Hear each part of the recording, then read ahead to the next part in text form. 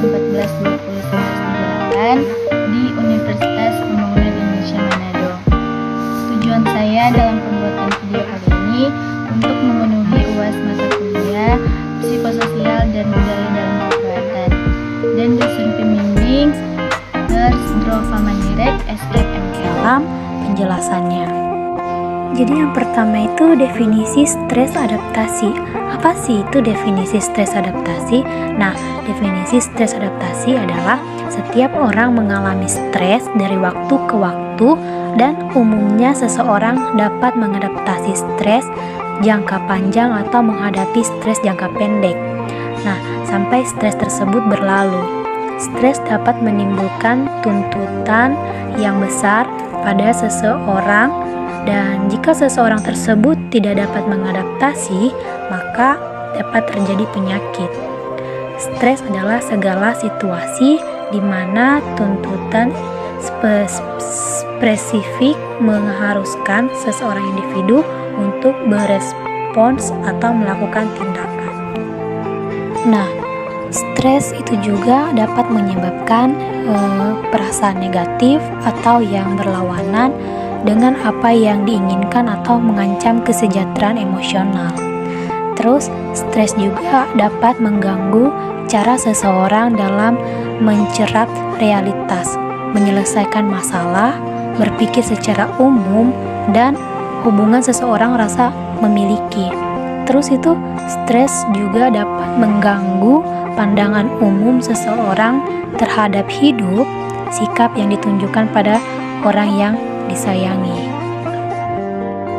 Nah, persepsi atau pengalaman individu terhadap perubahan besar menimbulkan stres, stimuli yang mengawali atau mencetuskan perubahan disebut stresor. Stresor menunjukkan suatu kebutuhan yang tidak dipenuhi, dan kebutuhan tersebut bisa saja kebutuhan fisiologis, psikologis, sosial, lingkungan, perkembangan, spiritual, atau kebutuhan kultural. Stresor secara umum dapat diklasifikasikan sebagai internal atau eksternal. Stresor internal berasal dari dalam diri seseorang, misalnya demam, kondisi seperti kehamilan atau menopause, atau suatu keadaan emosi seperti rasa bersalah. Sedangkan stresor eksternal berasal dari luar diri seseorang, misalnya perubahan bermakna dalam suhu lingkungan, perubahan dalam peran keluarga, atau sosial, atau kekanakan. Terus itu ada juga karakteristik respons stres. Yang pertama, respons stres adalah alamiah, protektif, dan adaptif. Dan yang kedua, terdapat perbedaan individual dalam berespon terhadap stresor yang sama. Dan yang ketiga, terdapat keterbatasan dalam kemampuan untuk mengoperasi. Dan yang keempat, stresor fisik dan emosional mencetuskan respons serupa atau spesifitas versus non-spesifitas. Kebesaran polanya mungkin berbeda. Nah, sekarang kita masuk ke dalam poin yang kedua, yaitu definisi kehilangan. Pasti yang bertanya, apa sih itu juga definisi kehilangan? Nah, kehilangan merupakan pengalaman yang pernah dialami oleh setiap individu dalam rentang kehidupannya. Sejak lahir, individu sudah mengalami kehilangan dan cenderung akan mengalaminya kembali, walaupun dalam bentuk yang berbeda. Kehilangan adalah penarikan sesuatu atau seseorang atau situasi yang berharga atau bernilai baik sebagai pemisahan yang nyata maupun yang diantisipasi. Terus di sini ada juga macam-macam kehilangan. Yang pertama, kehilangan objek eksternal. Kedua, kehilangan lingkungan yang telah dikenal. Dan yang ketiga, kehilangan orang terdekat, dan yang keempat, kehilangan aspek diri, dan yang kelima, kehilangan hidup. Terus di sini juga ada faktor yang mempengaruhi kehilangan. Yang pertama, perkembangan, keluarga, faktor salah ekonomi, terus pengaruh kultural, agama, penyebab kematian. Sifat kehilangan yang pertama itu tiba-tiba, tidak dapat diramalkan. Terus yang kedua, berangsur-angsur atau dapat diramalkan. Terus fase atau terhadap kehilangan, ada fase pengingkaran atau denial, fase marah atau anger, fase tawar-menawar atau bergeni, fase depresi atau depression, fase penerimaan atau acceptance. Terus definisi berduka.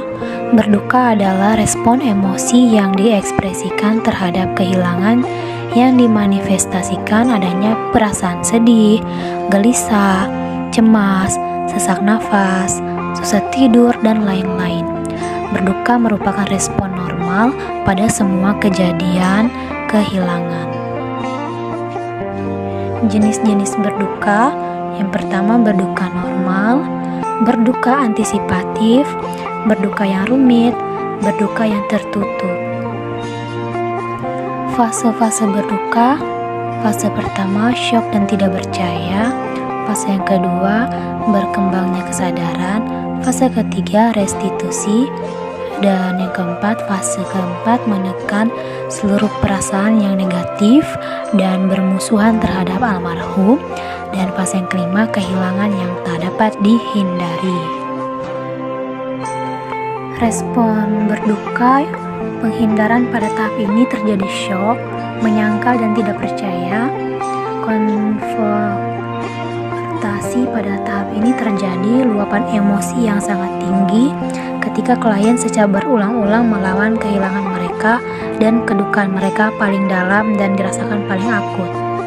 Akomodasi pada tahap ini terjadi secara bertahap, penurunan kedukaan akut dan mulai memasuki kembali secara emosional dan sosial dunia sehari-hari, di mana klien belajar untuk menjalani hidup dengan kehidupan mereka. Terus kita masuk ke dalam poin definisi kematian. Secara etimologi, yaitu keadaan mati atau kematian, sementara secara definitif, kematian adalah terhentinya fungsi jantung dan paru-paru secara menetap, atau terhentinya kerja otak secara permanen.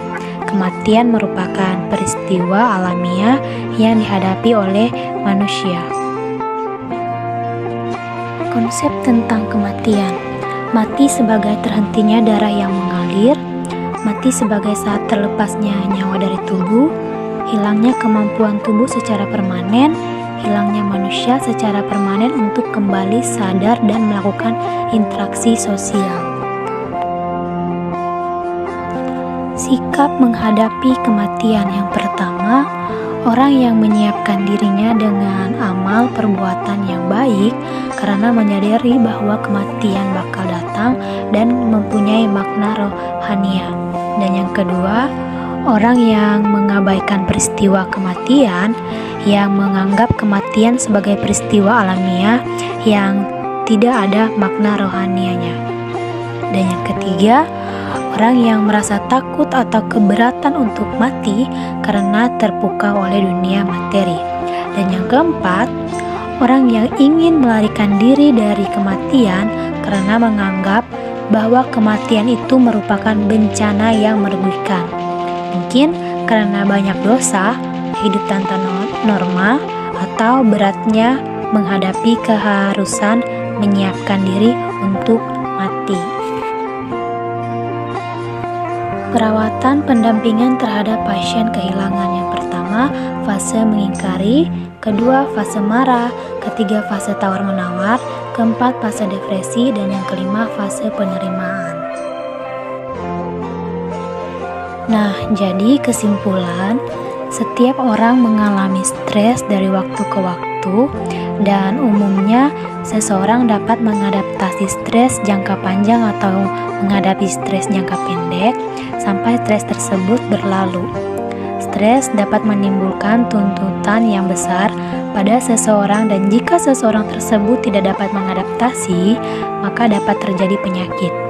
Kehilangan merupakan pengalaman yang pernah dialami oleh setiap individu dalam rentang kehidupannya.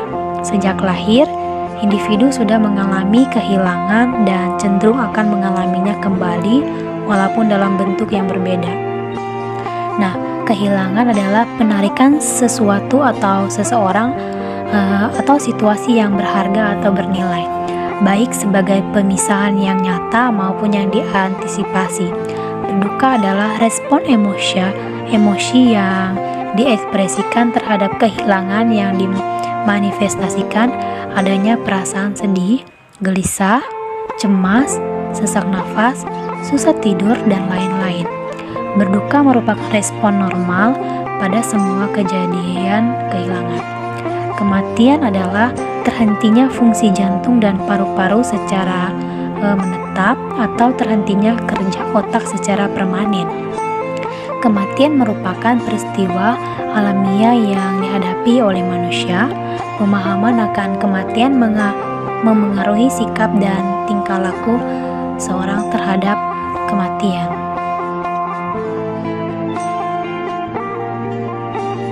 Universitas Pembangunan Indonesia Manado yang terletak dekat dengan kawasan bisnis Bahu Mall Manado. Tempatnya di Kelurahan Bahu, Lingkungan 3 Manado, sangat strategis di pusat kota Manado. Dibangun di atas lahan seluas 2,5 hektar, Universitas Pembangunan Indonesia Manado berdiri megah dengan ruangan 7 lantai, terdiri dari ruangan kelas, ruangan kantor, perpustakaan, laboratorium komputer, laboratorium keperawatan, pengadilan semu, dan laboratorium bahasa, kantin, serta rooftop di lantai atas. Universitas Pembangunan Indonesia Manado memiliki 6 fakultas dengan program studi, yaitu Fakultas Pertanian, Prodi Agribisnis, Fakultas Hukum, Prodi Hukum, Fakultas Teknik, Prodi Teknik Elektro dan Teknik Sipil, Fakultas Ilmu Sosial Ilmu Politik, Prodi Ilmu Politik, Fakultas Sastra, Prodi Sastra Inggris, Fakultas Keperawatan, Prodi Ilmu Keperawatan, dan Profesi Nurse. Didukung oleh sumber daya manusia yang berkompeten dan tersertifikasi, Universitas Pembangunan Indonesia Manado memiliki dosen dan tenaga kependidikan dengan latar belakang S2 dan S3 lulusan dalam dan luar negeri. Proses belajar mengajar dilaksanakan dengan teknologi informasi merujuk perkembangan dunia modern saat ini, dilakukan dengan sistem e-learning dan sistem ujian online atau ULAIN. Hasil tracer student Universitas Pembangunan Indonesia Manado dan fakultas menyebutkan lulusan UNPI sudah tersebar di dalam dan luar negeri.